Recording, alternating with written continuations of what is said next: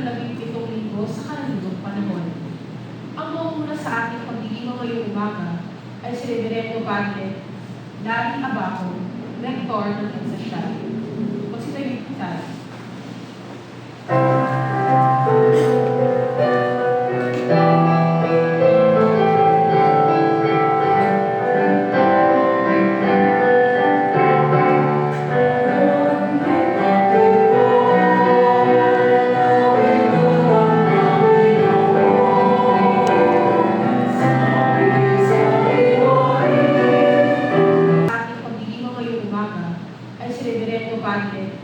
Larry Abaco, Rector ng Ensasyal.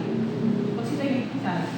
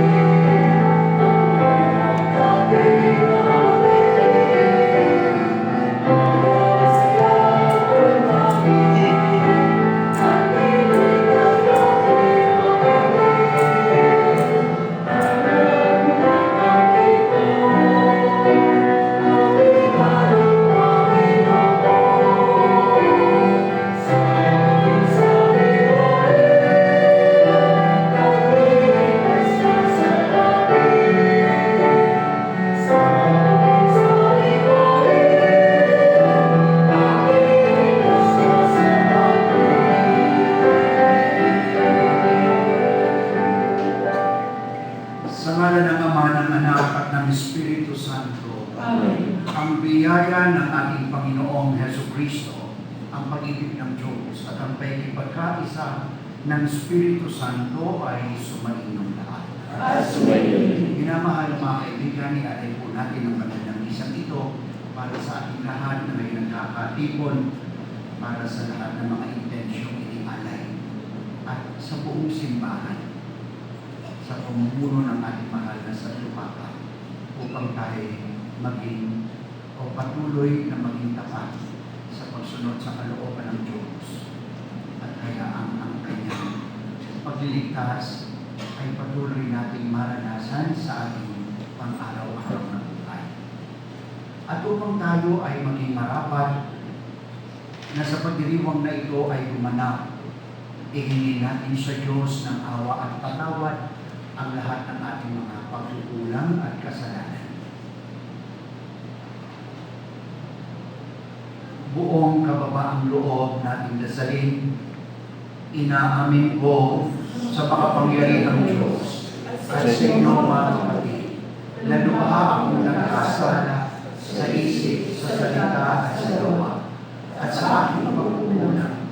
Kaya isinasamo ko sa mahal na Birheng Maria, sa lahat ng mga anghel at mga banal, at sa inyo mga kapatid, na ako'y panalangin sa Panginoon ating Diyos. Kawaan tayo ng makapangyarihang Diyos.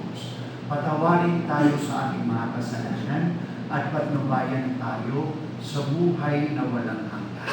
Amen. Panginoon, kaawaan mo kami. Panginoon, kaawaan mo kami. Kristo, kaawaan mo kami. Kristo, kaawaan mo. Panginoon, kaawaan mo kami. Panginoon, kaawaan mo. Purihin natin ngayon ang Diyos sa ating pagkalingaan.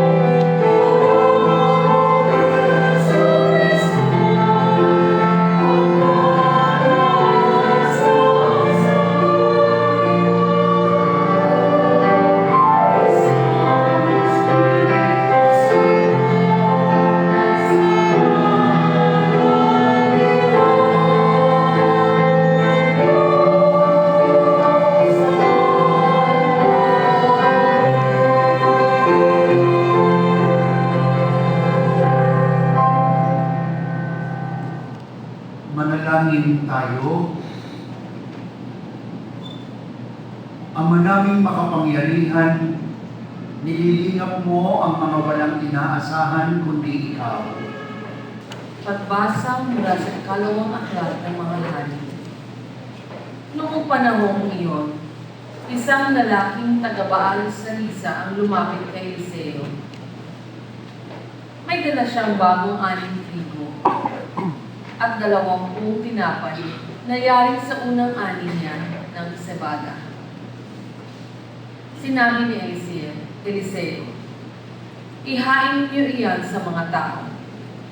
Sumagot ang kanyang katulong, hindi ito magkakasya sa 100 tao. Iniutos niya uli, ihain niyo iyan sa mga tao, sapagkat sinabi ng Panginoon, mabubusog sila at may matitira pa.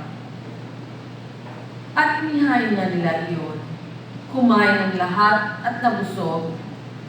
Ngunit marami pang natira, tulad ng sinabi ng Panginoon.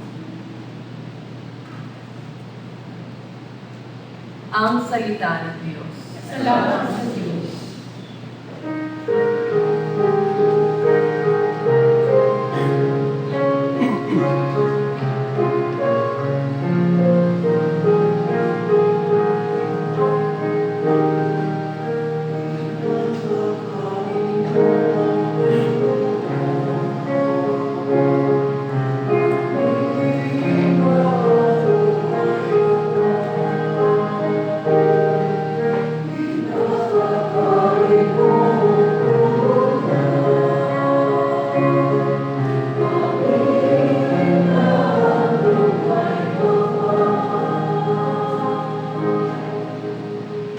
Magpuring lahat sa iyo, O Puon, ang iyong nilalang.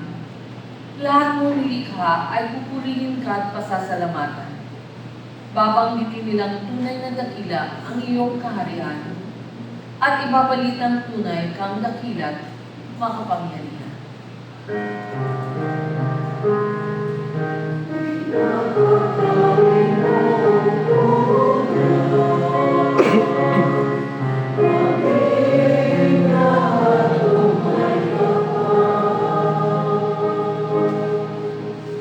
Tanging Panginoon ang inaasahan ng tanang nabubuhay. Siyang nagdudulot ng pagkain nilang kinakailangan. Binibigyan sila ng sapat na sapat, hindi nagkukulang. Ano ba't ang lahat ay may tinatanggap na ikabubuhay.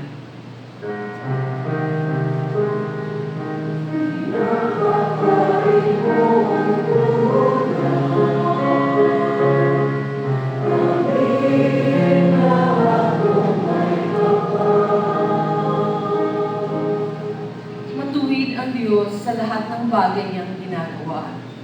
Kahit anong gawin, ay kalakip doon ang habag at awa. Siya ay nakikinig at handang tumulong sa lahat ng tao.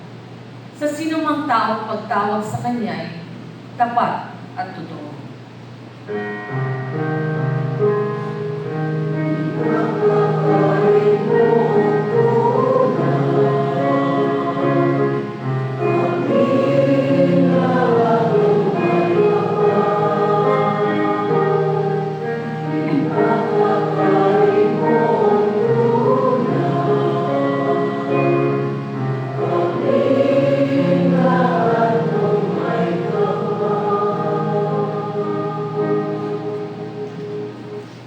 Pagbasa mula sa sulat ni Apostol San Pablo sa mga taga-Efeso.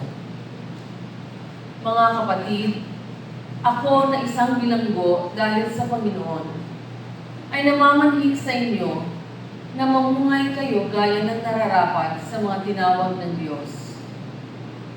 Kayo'y maging mapagkumbaba, mabait at matyaga. Magmahalan kayo at magpaumanhinan. Pagsumikatan ninyong mapanatili ang pagkakaisa mula sa Espiritu sa pamamagitan ng buklod ng kapayapaan. Iisa lamang ang katawan at iisa rin ang Espiritu.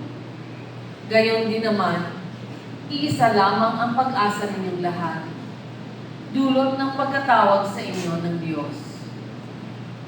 May isa lamang Panginoon, isang pananampalataya, at isang pagbibinyag, isang Diyos at Ama natin lahat.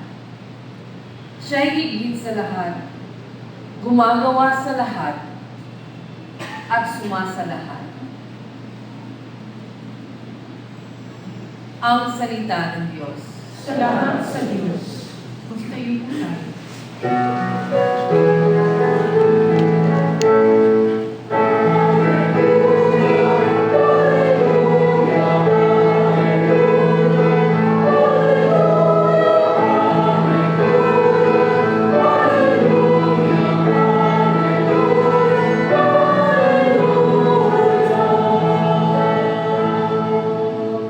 Narito at dumating na isang dakilang propeta, sugo ng Diyos sa bayan.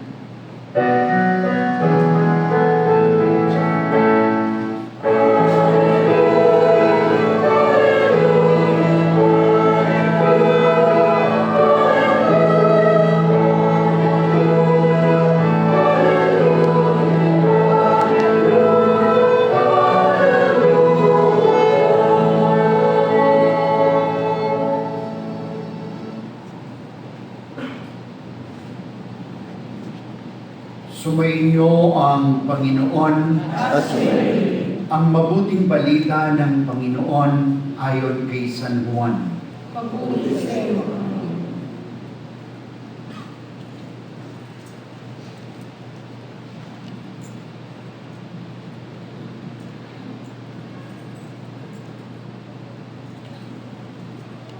Noong panahong iyon, tumawid si Jesus sa ibayo ng lawa ng Galilea na tinatawag ding lawa ng Tiberias.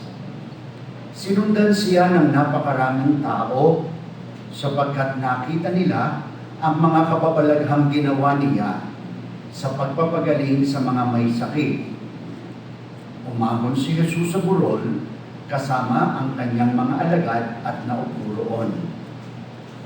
Malapit na noon ang pista ng Pasko ng mga Hudyo. Tumanaw si Jesus at nakita niyang dumarating ang napakaraming tao. Tinanong niya si Felipe, "Saan tayo bibili ng tinapay upang makakain ang mga taong ito?" Sinabi niya ito para subukin si Felipe sapagkat alam ni Jesus ang kanyang gagawin. Sumagot si Felipe, "Kahit na po halagang 200 dinaryong tinapay ang bilhin, ay di sasapat para makakain ng tika-kaunti ang mga tao." Sinabi ng isa sa kanyang mga alagad, si Andres na kapatid ni Simon Pedro, "Meron po ditong isang batang lalaki na may dalang 5 tinapay na cebada at 2 isda. Ngunit gaano na ito sa ganyang karaming tao? Paupuin ninyo sila," wika ni Jesus. Madamo sa lugar na iyon, umupo ang lahat, humigit kumulang sa 5,000 ang mga lalaki. Kinuha ni Jesus ang tinapay at matapos magpasalamat sa Diyos, ay ipinamahagi sa mga tao, gayon din ang ginawa niya sa isda. Binigyan ang lahat hanggat gusto nila. At nang makakain na sila, sinabi niya sa mga alagad, "Tipunin ninyo ang lumabis para hindi masayang." Gayon nga ang ginawa nila, at nakapuno sila ng 12 bakol. Nang makita ng mga tao ang kababalaghang ginawa ni Jesus, sinabi nila, "Tunay na ito nga ang propetang paparito sa sanlibutan."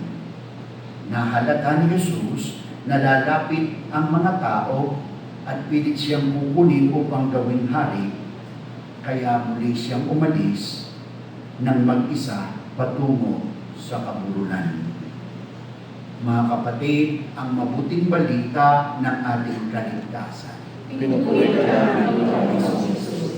Pagsinuhin po namin. So magandang umaga po sa inyong lahat. Thank you very much. Ako, inaantok pa ang aking mga kawan. Ayaw pang sumagot. Okay, uulitin ko ho. Magandang umaga ho sa inyong lahat. Okay, that's great. Thank you so much. At magandang buhay. Ang taon hong ito ay itinalaga ng simbahan para taon ng mga dukha.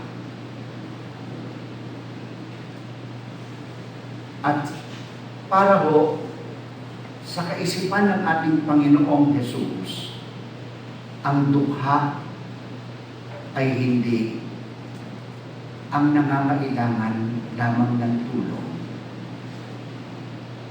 Manabay, ang dukha, higit sa lahat, ay ang may pagmamahal na nagkakaloob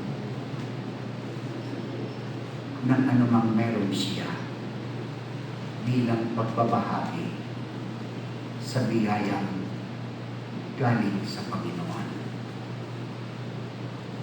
And this is poverty in the eyes of God. It is not simply to receive, but an opportunity for each one of us to give. Dahil tulad ng sabi ni Blessed Teresa of Calcutta, sabi niya, wala daw tao, walang sino mang tao na makapagsasabing siya ay napakahirap na wala na siyang maibabahagi. At wala rin naman taong makapagsasabing siya ay napakayaman na hindi na siya nangangailangan ng anuman. So, poverty in the eyes of God, poverty in the church, is not simply to receive, but our capacity to give. At ito ho, ang ipinakikita sa atin ng Ebanghelyo na aking ipinahayag sa inyo.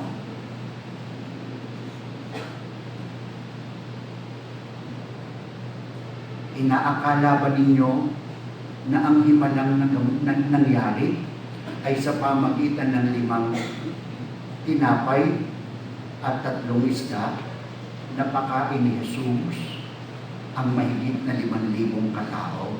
That's not a miracle for Jesus. Kung nabubuhay niya ang mga patay, napapadilat niya ang mga bulag, nabibigyan niya ng pandinig ang mga bingi, at nakapagsasalita ang mga pipi. So, sa pamagitan ng 5 tinapay at 3 isda, do you think it is a miracle for Jesus? No, it's an ordinary thing for Jesus to do. What is the miracle? What is the miracle? At ito ho ang himala. Natutuhan ng mga alagad na ang kukunting meron sila ay ibahagi, at dahil doon ang lahat ay nagtamasa at tumanggap. This is the miracle that Jesus performed. He taught His disciples how to share the little that they have. And in sharing the little that they have, everybody benefited and everybody enjoy God's blessing. At higit pa roon, ang nagbigay at ang nagkaloob ay walang iba kundi isang bata, isang dukha, na ang kanya lamang tanging pag-aari ay ang 5 tinapay at 3 isda. Pero he has so much to give. He has so much to share. Pero unlike doon sa mga alagad, nang tanungin si Felipe, ano kagad ang sabi niya sa Panginoon? Kahit na po halagang 2 dinaryong tinapay ang bilhin, di sasapat para makakain ng di kakaunti ang mga tao. Si Andres naman, ito ang kanyang sagot. Meron po rito isang batang lalaki na may dalang 5 tinapay na sibada at 2 isda. 2 lang pala. Dinagdagan ko pa ng isa. Sabi ko 3. Sabi pero idinukso niya, ngunit gaano na ito sa ganyang karaming tao? So anong ibig sabihin ng mga alagad? Panginoon, kulang pa sa atin yung daladala ng bata. Ipamibigay pa ba natin? Alam mo na ba mga alagad, puro dorogo yun. Bakit naubusan ng anak sa kasalan sa kana? Nilaklak ng mga alagad. Kaya kahit hindi pa panahon, kinakailangan gumawa din ng himala ang ating Panginoon through the intervention of His mother. So, sabi ng nanay niya, ng mahal na birhen, anak, wala na silang anak. Sabi ng ating Panginoon, pakiram ko. My time has not yet come. Pero ipinulong ni Maria most probably. Pero inubos ng mga alagad mo, anak na ang dami natin. Gawin mo ng paraan. Kaya sabi ni Jesus, sige. Sabi ni Maria pala kay Jesus, sa mga alagad,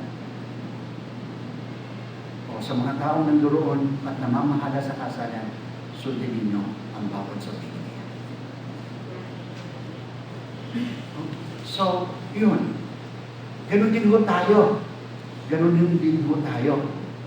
Lagi natin sinasabi ang ganito, pag tumama ako sa loto, tutulog ako sa simbahan. Diyos ko, nagtutuluan ang lahat ng bubong ng EDSA Shrine. Wala nang tumama sa inyo sa loto. Sasabihin, tumama lang ako sa loto, ipagagamot ko ang kapitbahay namin may sakit. Awa ng Diyos, naagnas na doon sa sementeryo, wala pa rin tumatama sa loto. Pag tumama ako sa loto, pag-aaralin ko yung kapitbahay namin na out of school. Awa ng Diyos, adik-adik na yung bata kung ngayon di pa kayo tumatama sa loto. Mga anak, no? Ang pagbibigay at pagkakaloob ay hindi sa nakasalalay sa laman ng ating bulsa. Ito'y nakasalalay sa laman ng ating puso. That little boy has only 5 bread and 2 fish. And yet, his generosity overflows. He has so much to share. He has so much to give. Dahil uulitin ko ho, mga anak, ang pagbibigay ay hindi nakasalalay sa laman ng ating bulsa. Ito ay disposisyon ng puso.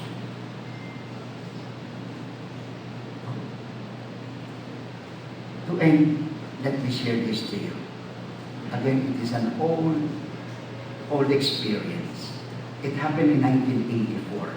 I was newly ordained priest. The truth is, I was only 8 months old priest when I was asked to attend, that international congress held in Tagaytay, attended by international delegates and priests, bishops, religious, here in Manila, here in the Philippines, rather. So, and believe you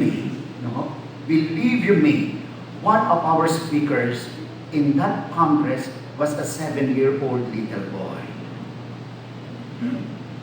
7-year-old little boy. At ganito ang kanyang sharing. Yun lang part na gusto ko ibigay sa inyo. Sabi niya, one time, my dad and my mom hired 6 carpenters to renovate our house. It so happened that one day, while the 6 carpenters were working, it rained so hard. And I saw the 6 carpenters getting wet. When I saw them getting wet, I ran to the room of my dad and took 6 t-shirts and distributed them to each one of them. When my dad saw me giving away his t-shirts, he called me and asked me this question, "Sonny boy, why did you give away my t-shirts?" I answered Daddy this way, "Dad, because Jesus is wet." Daddy, kasi po, si Jesus basa. A 7-year-old little boy who can recognize Jesus in the persons of 6 carpenters. A 7-year-old little boy who has nothing, but he has so much to give and to share. Because, as I have said, giving does not depend on what we have in our pocket. It is the disposition of the heart. May God bless us all. Amen.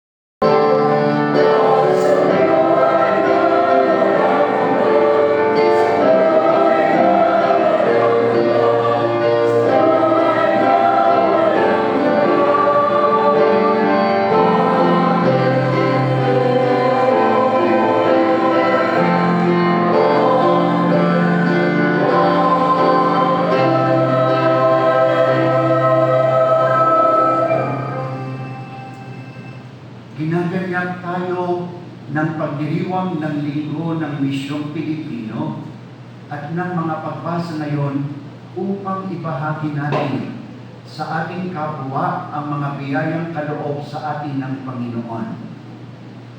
Hilingin natin sa Panginoong buksan ang ating mga puso sa mga pangailangan ng ating kapwa. Manalangin tayo.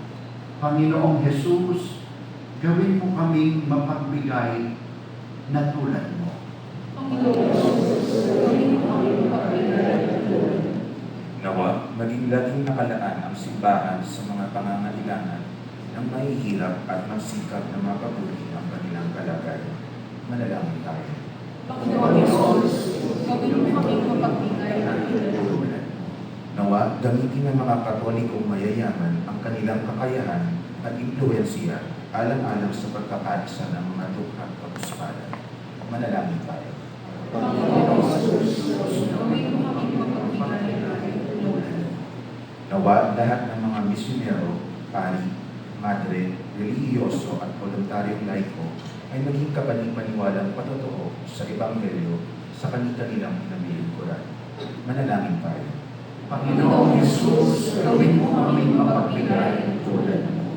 Nawa, lahat nating misyonaryong may sakit o pinanghihinaan ng loob ay makatagpo ng kailangan nilang lakas at kasiyahan sa biyaya ng Diyos at ating nakikipagkaisa.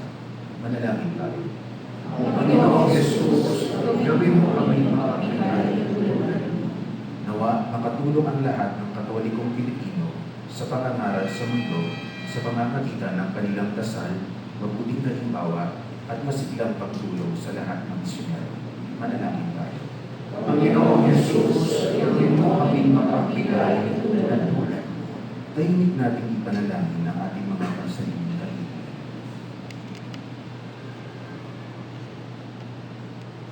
Manalangin tayo. Panginoong Jesus, gawin mo kaming mapagbigay na tulad mo. Panginoong Jesus, pagpalain mo ang mga misyonero nang makita nila ang bunga ng kanilang pagsisikap.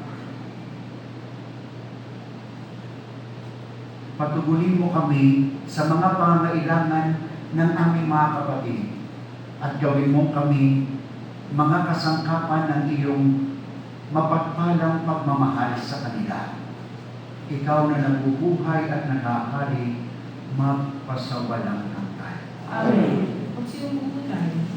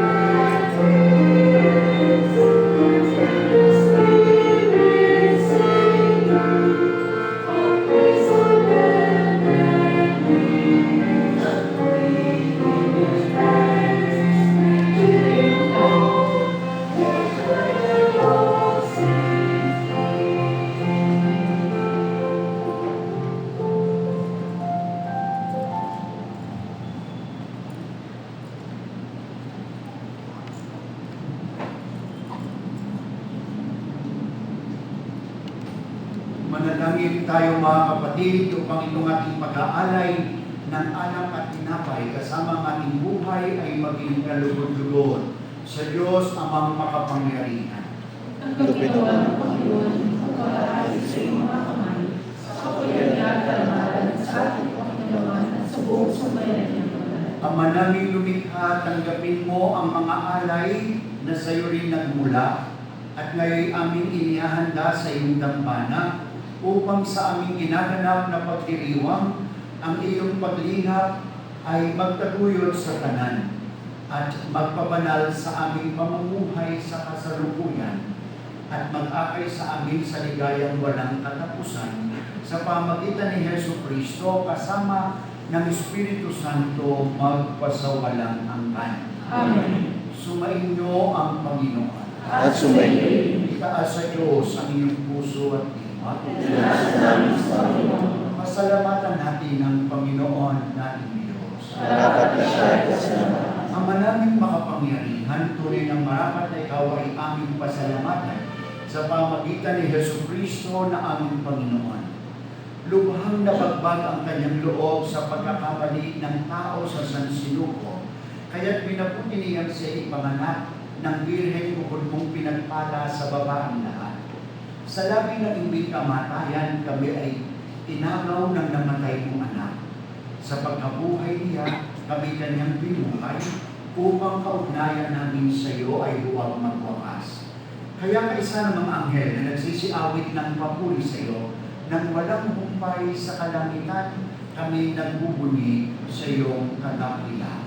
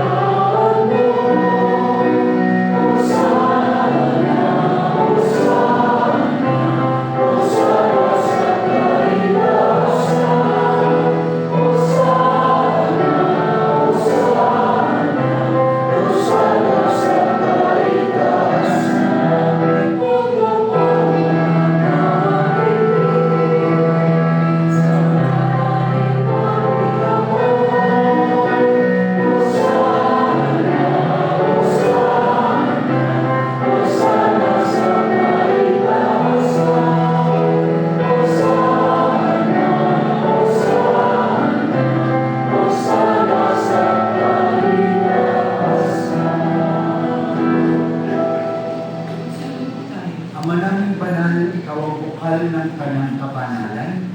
Kaya't sa pamagitan ng iyong Espiritu, gawin mong banal ang mga kaloob na ito upang para sa amin ay maging katawan at dugo ng aming Panginoong Hesus Kristo.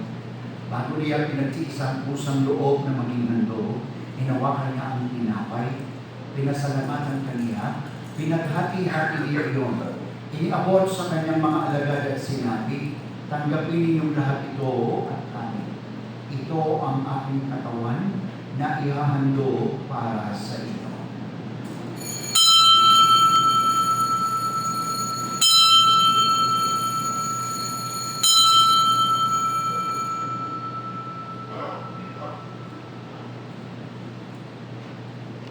Gayon din naman noong matapos ang hapunan, hinawakan niya ang kalis, muli kaniyang pinasalamatan, iabot niya ang kalis sa kanyang mga alagad at sinabi, tanggapin yung lahat ito at inumin.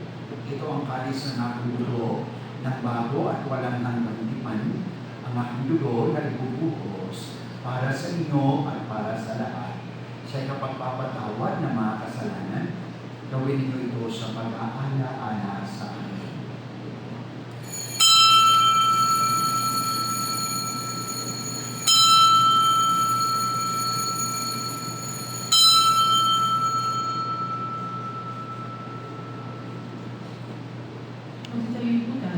Ipagpuni natin ang misteryo ng pananampalataya.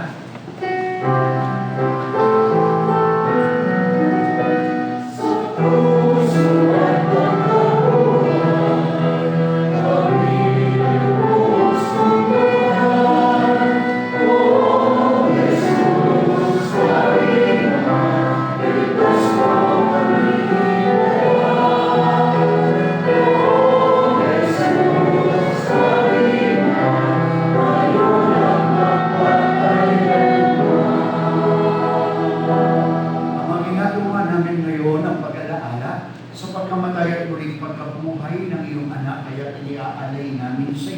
ang tinapay na nagbibigay buhay at ang kalis na nagkakaloob ng kaligtasan. Kami nagpapasalamat dahil kami yung pinarapat na tumayo sa harap mo upang maglingkod sa iyo. Isinasama namin kami magsasalo-salo sa katawan at dugo ni Kristo ay mabuklod sa pagkakaisa sa pamagitan ng Espiritu Santo. Amalingapin mo ang iyong simbahang laganap sa buong daigdig. Puspusin mo kami sa pag-ibig kaisa ni Francisco na aming Papa at ni Luis Antonio na aming Obispo, kasama ang kanyang katuwang na Obispo at ng Tanang Kaparian. Alalahanin mo rin ang iyong mga anak na tinipon mo ngayon sa mahal mong harapan. Gawin mong kami maging ganap sa buklod ng pag-ibig at pagkakaisa.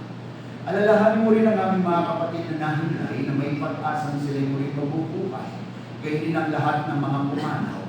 Kaawaan mo po sila at patuloyin sa iyong kaliwanagan.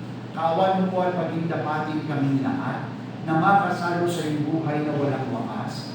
Kaisa ng mahal na Birhen Maria na ina ng Diyos at ina rin namin, ng kabiyak ng puso niyang si San Jose, kaisa ng mga apostol at ang lahat ng mga banal na namuhay dito sa daigdig ng kalugod-lugod sa iyo, may pagtimong nawa namin ng pagpupuri sa ikararangal mo sa pamagitan ng iyong anak na aming Panginoong Heso Kristo.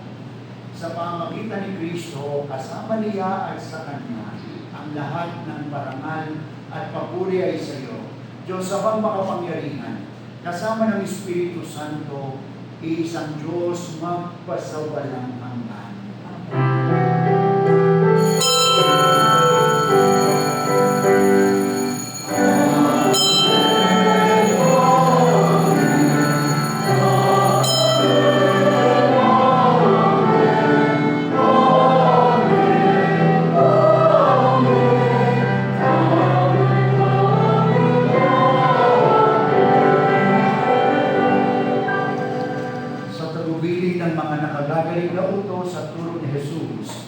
Panginoon natin at Diyos, ipahayag natin ng lakas loob.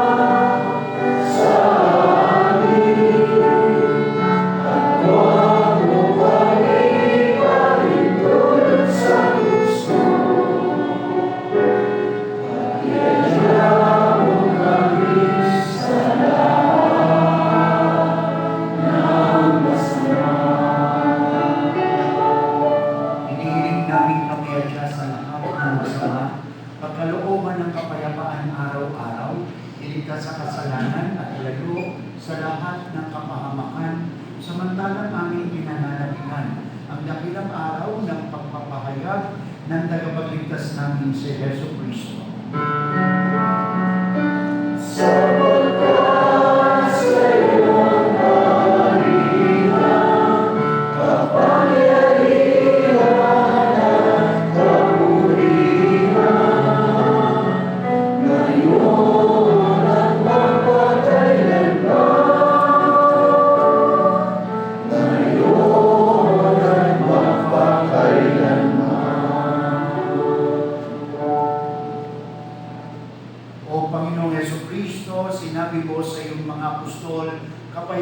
kapayapaan iniiwan ko sa inyo.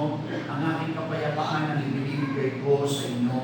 Tunghayan mo ang aming pananampalataya at huwag ang aming mga pagkakasala. Pagkalooban mo kami ng kapayapaan at pagkakaisa ayon sa iyong kalooban kasama ng Espiritu Santo magpasawalang hanggan. Amen. Ang kapayapaan ng Panginoon ay laging sumainyo. At sumainyo. Magbatian kayo at maghangad ng kapayapaan sa isa't isa. Peace be with you.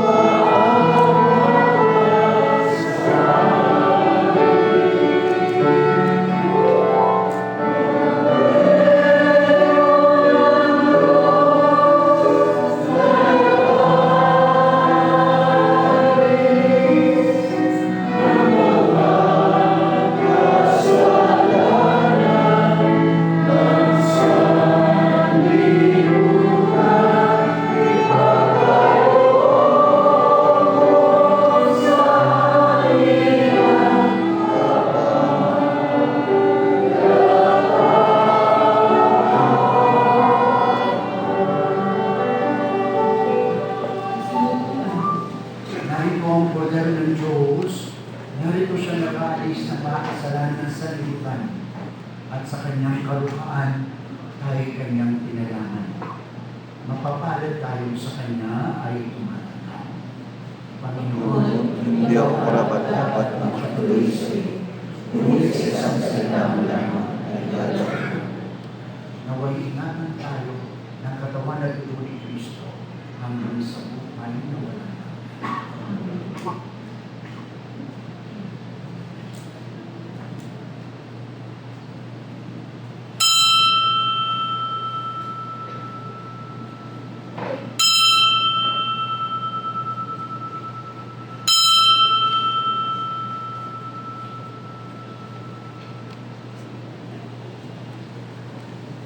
Kaunawang sa oras ng komunyon.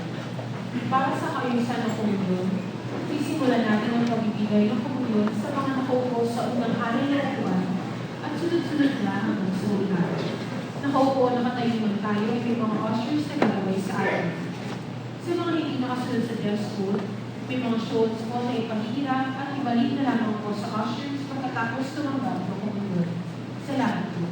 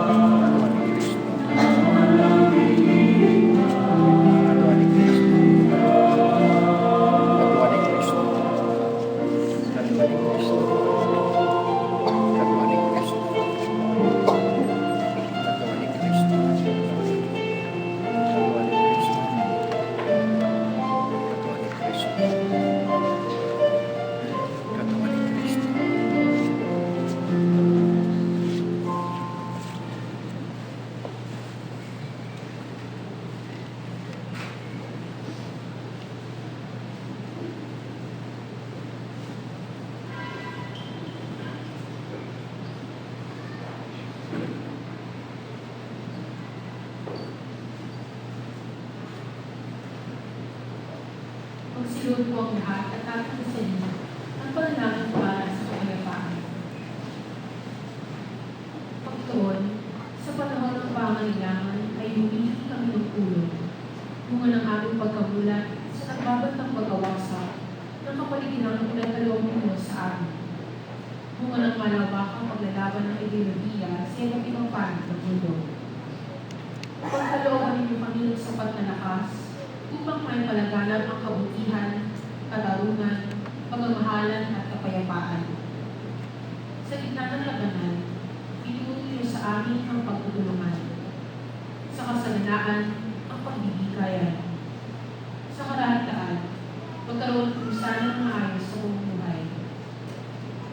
Kung nangibabaw ang pagkamakasarili, ituro niyo sa amin ang kababaang loob. Sa kawalan ng katarungan, matutunan sana namin ang pagsisisi at pagbabalik loob sa Diyos. Kung may hindi pagkakaunawaan, magkaroon kung sana ng pagkakasundo at pagkakaisa. Sa kawalan ng pag-asa, maihatid kung sana namin ang mabuting balita. Turuan mo kami kumalinga sa halip na kalinghanin, paglingkod sa halip na pagtungkuran. Huwag po sana kami maghangal ng karangyaan at puliin ninyo kami ng inyong pag-ibig at kaluwalhatian. Pahintunan ninyo kami maging katulad ninyo, sapagkat sa ganitong paraan lamang namin matatagpuan ang tunay na kulungan ng buhay na makapagbibigay sa amin ng bagong pag-asa. Amen. O Maria, Reyna ng Kapayapaan, manalangin mo kami. Magsitayo po tayo.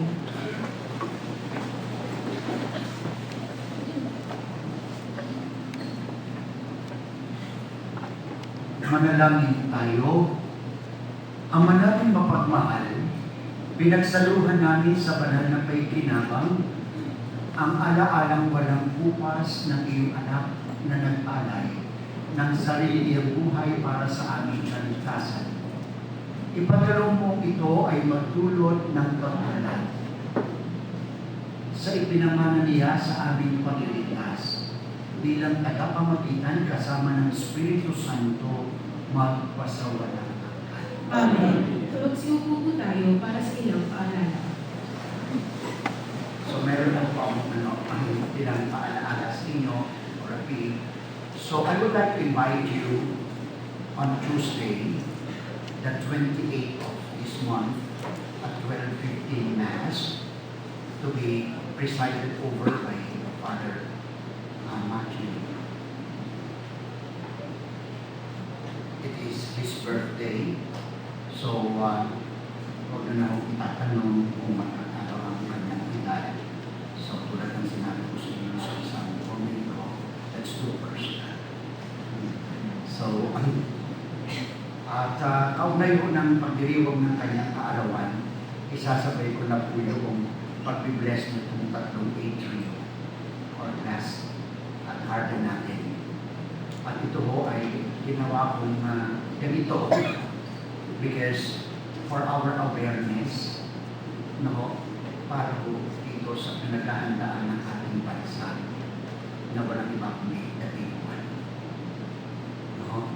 Na ina-expect na ang lindol na maaaring dumating dito sa ating bansa o naman sanang matuloy ay mas malakas pa kaysa Japan. So, we will have a simple blessing of these 3 atrium or glass gardens, no? Para ho magkameron tayo ng awareness of our responsibility to Mother Nature.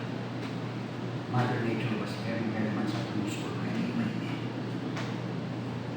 Kaya ho, yun na ho ang nangyayari sa atin. So, at doon din ho, sisimulan natin muli ang pagdarasal na yung tinatawag na Oratio Imperata para ho sa maipagsanggalan tayo sa mga kalamidad na maaaring dumating sa ating buhay. So again, it will be this coming Tuesday at 12:40, no? To be presided over by Father Matthew. So pangalawa ho, nakita ko ninyo at salamat po sa inyong patuloy na pagsuporta. So kahit umulan na kagabi, wala na po tayong tulo sa bubong na palitan na po completely no, yung skyline na 25 years old already. So, tomorrow evening, sisimulan na ho ang paglilinis nitong ating stained glass. So, tama-tama ho ang pangalan niya, stained glass. Pero sa Tagalog ho, lipag ho yan. Hindi ho design. So, tinano ko, and we spent 1.2 million for that, no, for the change. Thank God, no, Father Nilo left us no amount of money for the repairs and maintenance of the building. Kaya ho, patuloy yung ating ginagawa ng patiro ang mga pag-repair at pag-clean ng mga air condition units and all, everything, no? So, ay ginagawa natin. So, at ito ho, ang isa naman ho, i-upgrade ko sa inyo. So, para naman ho, mapalitan natin yung iniwanang pera ni Father Nilo, bago siya umalis, na pera namang galing ho sa inyo. At pera po yun natin sa. Then, if you want to chip in and contribute to the maintenance and renovation or whatever you want to call it, no, improvement of our shrine, then you may do so. Yun ho, lahat ng mga collection boxes na nandito sa loob ay hindi ko na po isinasama sa Paris Fund. Ito po ay itinatalaga ko na po para sa construction fund or renovation fund or maintenance, whatever you want to call it. No? So kaya if you want to remain anonymous in giving, just your donations or your contribution to the donation boxes. If you want naman to have a receipt for your donation, you go to the office, but not on a Sunday, because the office is closed on a Sunday. Come on weekdays. And please ask for official receipt. No? Dahil tayo ay patuloy na ino-audit or regularly na ino-audit ng Archdiocese ng Manila. So, para kung or you want to course it through me, then I will receive it and I will ask money to prepare the receipt for you. No? And you can claim the receipt from me. Kung hindi na weekdays. No? So, yun po at muli po maraming salamat po sa inyong patuloy na pagsuporta sa shrine at sa inyong patuloy na pakikiisa. So, maraming salamat po. Tumayo po lahat. Sumainyo ang Panginoon. At sumainyo. At pagpalain kayo lahat ng mga pangyarihang Diyos, Ama, Anak, at Espiritu Santo. Amen. Tapos na natin pagdilimang, humayo kayong kagayang kapayapaang dulot ng pagmamahal ng Diyos. Salamat sa Diyos.